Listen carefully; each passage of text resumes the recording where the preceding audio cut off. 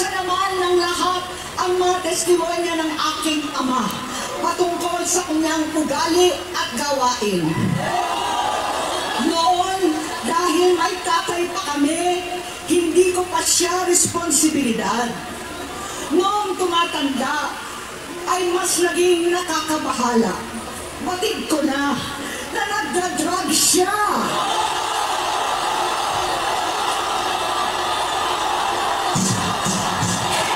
Nalaman ko at ng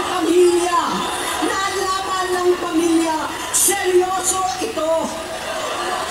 Minsan, kami ng Presidential Guard at Metro Bomba ang naglilinis tuwing nagpa-party po sila. Nabuhay kaming magkakapatid sa ibang bansa. Kami-kami lang. Kinumbinsi ko pa si Bongbong, pakasalan mo na si Lisa. Naisip ko noon, kapag nag-asawa siya, malalagay na sa tahimik at magkakaroon ng direksyon. Ang laki ng pagkakamali ko. Mas lumala ang kanyang pagkalulong sa droga.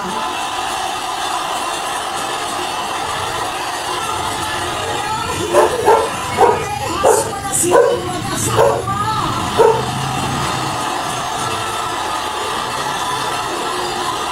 Naging gobernador siya ng Ilocos. Alam ng mga tao doon na halos hindi siya pumapasok. Tuwing kukumprontahin ko siya, ay nagsasabi siyang magbabago na siya, aalisin na niya ang bisyo. Hanggang sa may nagsumbong na naman sa akin na sa paggising pa lang sa umaga, kasabay ng almusal, marijuana pala. Paghapon sila, lahat sila nagiinuman at gumagamit ng cocaine. Kasama ng asawa at barkada. Tulad ng ama ko, kinastigo ko ang mga barkada niya. Ang nasirang si Bong Dasa, si Edvi Cruz, Inigo, Dolly Boy, Shaq Anton, alam po ninyo yan. Paano nagre-resign na sa takot ang mga pulis nila at staff dahil sa lumalalang bisyo. Inayos ko sila dahil gusto niyang ituwid ang buhay niya. Gusto niyang mag-vice-presidente. Hindi siya pinalad at lalong nagkaroon ng oras para sa bisyo. Simula noon, naging malabo sa amin ang lahat. Kaysa mag-away, bigla na lamang lumayo ang loob namin sa isa't isa. Noong 2016, kasabay ng kampanya ni dating Pangulong Duterte laban sa droga, lumabas ang pangalan ni Bongbong sa listahan. Nakasama siya sa listahan ng mga celebrities, mga artista, Maricel Soriano at iba pa. Masinsinan kong kinausap si Pangulong Rodi. Halos manikluhod ako. Sinabi kong ayon sa kapulisan, dapat unahin, usigin ang mga pusher at saka na lamang sagipin ang mga user. Naligtas si Bongbong. Labis ang takot ko at pag-aalala. Kinausap ko siya at nagsabi siyang talagang siya ay nagbabago na. Muli at lagi, hindi ako nawalan ng pag-asa. Ako'y naniwala ulit. Mula noon, ang natatanggap ko na lang na balita tungkol sa kapatid ko ay regular na pagpapadoktor. Kaya kumalma naman ako. Inisip ko, totoo, dahil naopera na ang tuhod niya sa gout. Siguro, totoo na ito. Hanggang nito, nalaman ko na tuloy ang paggamit niya sa mga party, nag-arapalan, naghakain ng droga. Pinagmamalaki pa ng mag-asawang kayang-kaya nila ang microdosing ng cocaine.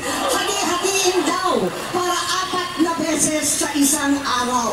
Hindi mabibisto. Ang pampapadoktor, pinalabas nila ang pag-stem cell. Nagpapalit daw ng dugo, nagpapa-blood transfusion. Kayang-kaya raw, hindi ko maintindihan ang pinagsasabi. Noong 2021, kahit papano, nagkikita kami at nagkakausap, Sumamba siya sa akin, talagang hinintunan niya. Naniwala ako kasi sabi niya gusto niyang tumakbo. Ang sabi ko, tutulong ako sa abot ng aking makakaya. Ipinakilala ko si Bongbong kay Inday. Naging magkatandem sila. Pagkatapos noon ay biglang hindi na niya ako ulit kilala. Kahit si Inday, nagtataka, bigla ako na itsapwera. Kahit ganon, nangampanya pa ako para sa kanya, kahit si Inday na lang ang aking nakakausap. Hindi ko alam bakit ako nakaban sa headquarters nila sa Mandaluyong. Hindi ko alam bakit walang nagre-report sa akin tungkol sa kampanya. Sa totoo lang, masakit mang aminin, nung dinidisqualify na siya, halos papaboran ko na sana. Dahil may nagsumbong sa akin mula sa kanyang campaign team na gumagamit na naman siya. Nung sinabihan ko, siya at mga taong nasa paligid niya, nagkaisa silang tuluyan akong alisin sa kampanya na ako naman ang bumuo. Sinabi nilang gusto ko na siya ay ma-disqualify para ako ang pumalit. Hindi totoo yun! Iniisip ko ang kalagayan ng aking kapatid at paano siya magsisilbi kung ganyan ang kalagayan niya. Pero pinaparating sa akin na hindi siya lulong at minsan na lamang tuwing nagpa-party. Hindi ko maipaliwanag bakit gusto kong maniwala at hindi mawalan ng pag-asa. Noong nanalo siya, naging pinakamalayo na kami sa isa't isa. Maliban sa opisyal na tagpuan at kapag pumupunta yung nanay namin, hindi ako sumama sa loob ng 3 taon dyan sa Malacanang. Dahil lantaran na doon ang inuman, ang paggamit nila ng cocaine at mga bawal na gamot. Hindi ba nila nakikita, naririnig, kakaiba na siya magsalita. Hindi na maintindihan kung ano-ano na ang sinasabi at wala na sa sarili. Nagtatago sa kabaitan niya ang pang-aabuso niya sa droga. At nagbunga na ito ng mga nakakapinsalang maling desisyon. Hinayaan niyang kumilos ang mga nakatalibot sa kanya. Yung mga umaastang presidente habang nilululong siya ng mga ito. Hindi na kami nagkausap. Sa harap ng publiko, pinipilit kong magmukha kaming maayos. Pero wala na kaming koneksyon. Hindi ko hinihiling na maunawaan ninyo ako, lahat kayo. Sa palagay ko, ang makakaunawa lamang sa akin ay ang mga pamilyang may pinagdaanan sa adiksyon. Sa inom, sa sugal, sa alak, sa bisyo, higit sa lahat, sa droga. Pagkat hindi ko siya nakakasama, buong aking loob na ipasok sa institusyon.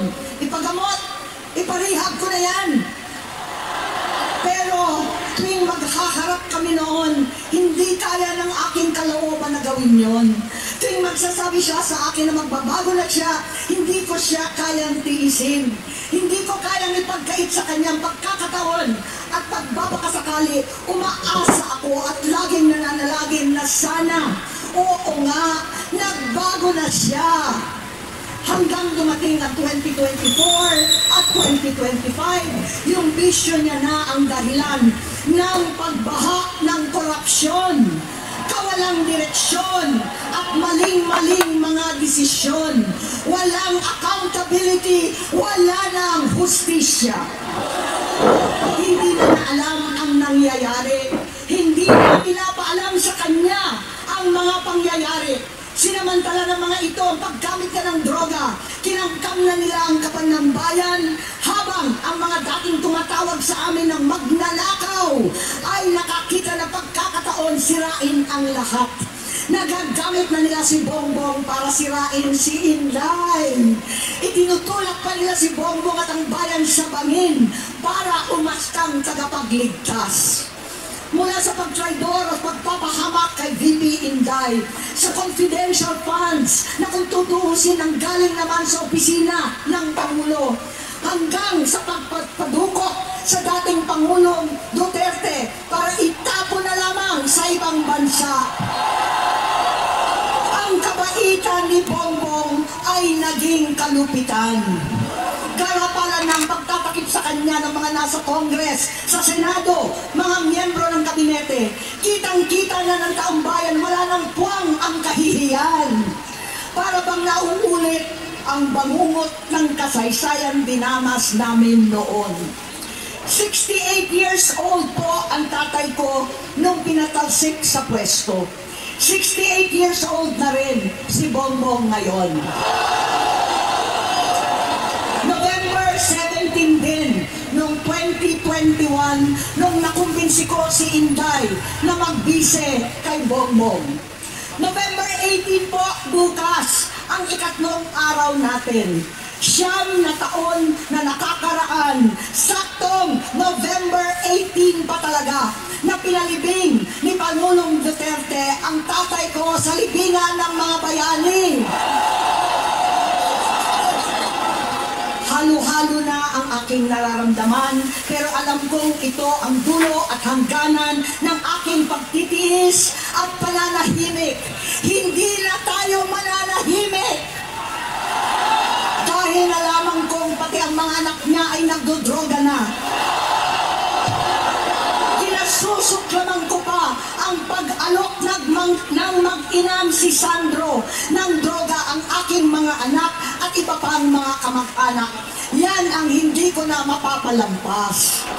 Sa loob ng halos 4 na dekada, wala akong ibang pinangarap kundi maipakita sa sambayanan na hindi kami masamang tao. Hindi masama ang pamilya Marcos.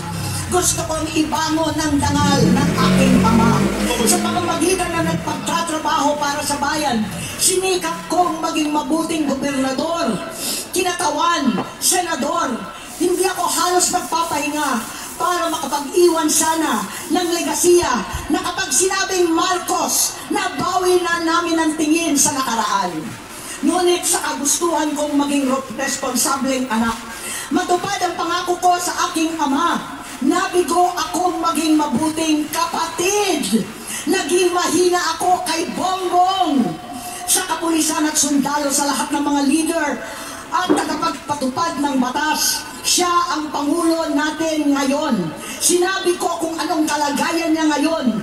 Tulungan niyo akong mapabuti ang kanyang kalagayan. Tulungan niyo akong matulungan siya. Hindi niya ako kalaban. Ang kalaban niya ay ang sarili niya. At nadadamay ang bansa sa laban na yan. Bilang senador at lingkod bayan, batid ko ang mga problema at gaya ng bayan, alam ko rin ano ang solusyon. Sa pagkakawatak-watak, patuloy na pamumulitika, pagnanasa sa kapangyarihan ng mga talunan naman, kaguluhan sa Mindanao, alanganing gyera sa China at Estados Unidos, kawalang pananagutan sa flood control scam, garapalang takipan, panggigipit sa hindi kaalyado, pagkakanulo sa kapwa Pilipino, pagjakip sa dating Pangulong matanda't may sakit upang ihagis lamang sa bansang dayuhan, pagsadsad ng piso, paglaganap ng gutom, paghihingalo ng ekonomiya, at pagsasawalang bahala sa taong bayan.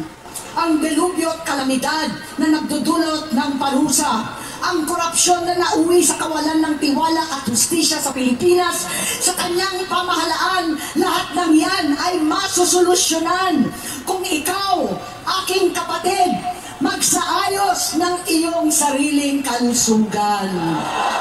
Hindi bilang senador, kundi bilang ate, bilang si Manang ay ni Bonget. Kaya itong sasabihin sa harap ng taong bayan, sa harap ninyong lahat at sa harap ni Bongbong. Bonget, magtatatlong taon na tayong hindi nagkakausap. 3 taon ko nang sinusubukan muli na ako'y pakinggan. Siguro ngayon ay makakariting ng buo ang gusto kong sabihin. Walang mababawasan, hindi madadagdagan. Bongbong, nag-aalala sa'yo si Manang. Tuwing nakikita kita sa TV, gusto kitang puntahan. Napakalaki ng pinagbago mo. Itsura, pagsasalita, tumatakbo ng pag-isip. Minsan, napapatanong ako sa sarili ko, ikaw pa ba yan? Si Bongbong ba talaga yung nakikita ko? Pero ako, ading ko, ako pa rin ito. Ako pa rin ang ate mo na tumayong ama't ina sa inyo sa ibang bansa. Ang kasama no sa sumubok na sanggain lahat ng sakit para sa iyo. Ang kapatid mo na hindi mo kailangan hingan ng tawad dahil agad ka nang iniintindi at tatanggapin dahil mahal kita. Nasa Bagong Tipan, kay Lucas, Kapitulo 17, versikulo 3 hanggang 4. Kung magkasala ang iyong kapatid, sawayin mo siya. At kung siya'y magsisi, patawarin mo siya. Tama na, ading ko. Tapusin mo na ang paghihirap mo at ng bayan. Gaya nung umalis tayo sa palasyo, kaya ko pa rin hawakan ang iyong kamay, huwag kang matakot. Malaki na ang dulot sa iyo ng droga. Sinisisi ko ang sarili ko dahil hindi ako nakinig sa mga sumbong. Hindi ako nakialam. Hindi ako maniwala. Pero hindi pa huli ang lahat. Tama na, ading ko. Magpahinga na tayo. Umuwi na tayo. Magpagamot, magpagaling at nangangako ako. Hindi ako malilingat. Hindi ako magkukulang. Lahat ng kasama mo ngayon, hindi natin kasama sa pinakamadilim na bahagi ng buhay natin. Kasama mo sila ngayon dahil nasa taas ka pa. Ako at ang ating mga tunay na kapatid dito sa Luneta ang kasama mo kahit magdilim ulit ang lahat. Talikuran mo ang iniisip at ibinubulong nilang ambisyon. Unahin na natin ang kalusugan mo dahil sa adiksyon nabigyan mo ng malubhang karamdaman ang buong bansang Pilipino. Matatanda na tayo, sakitan na si Mami, alagaan na lang natin ang isa't isa. Kaliwat kanan man ang panghuhusga sa akin, malinaw sa aking puso na dapat mauna ang Diyos, ang bayan, pamilya at sarili. Hanggang sa mga oras na ito, Bonget, gusto kong malaman mo na hindi kita sinusukuan. Hindi ko kakayanin kung mapapahamak ka. Kaya hinihingi ko na tayo'y umuwi na, mamahinga alang sa iyong kalusugan. Kaya kung mabigo at mawala sa iyo ang posisyon, pero hindi ko kayang mawala ka sa amin. Ayusin mo ang sarili mo. Magpagamot, alisin ang droga sa iyong sistema. Wala akong ibang gusto, kung di gumaling ka, malampasan natin ito muli. Dahil wala akong ibang hinahangad bilang ate, kundi maging masaya ka, maging ligtas sa panganib, malusog, matagumpay sa buhay. Itama ang mali, labanan ang adiksyon, at ako hindi kailanman aalis sa iyong tabi. Susuporta at hindi titigil manalangin kasama ninyo dito sa Luneta at sa buong mundo.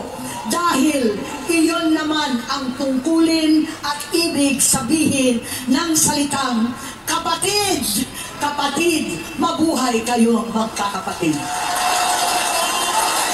Maraming salamat po, Senator Amy Marcos.